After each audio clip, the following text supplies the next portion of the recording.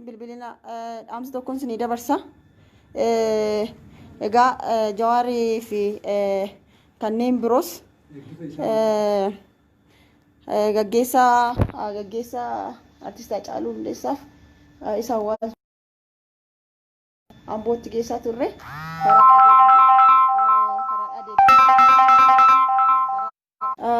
karaa deebinee immoo egaa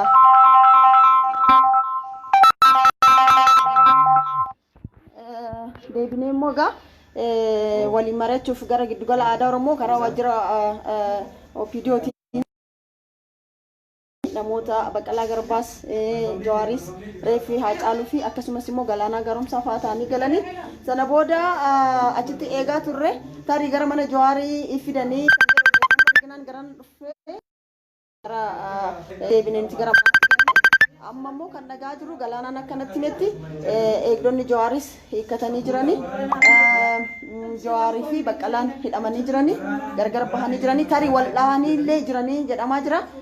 Nagaatti bakka jirtanitti Oromoon of walaa eegu wanta ta'u hunda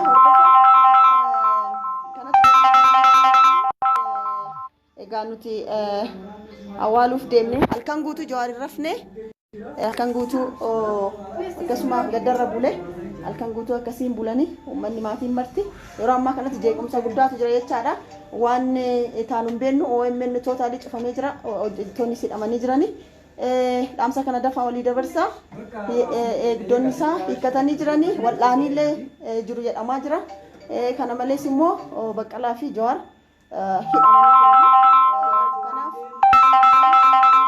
Kanaaf qabsoon itti fufaa hayyee nagaatti nutis waan taanu hin beeknu.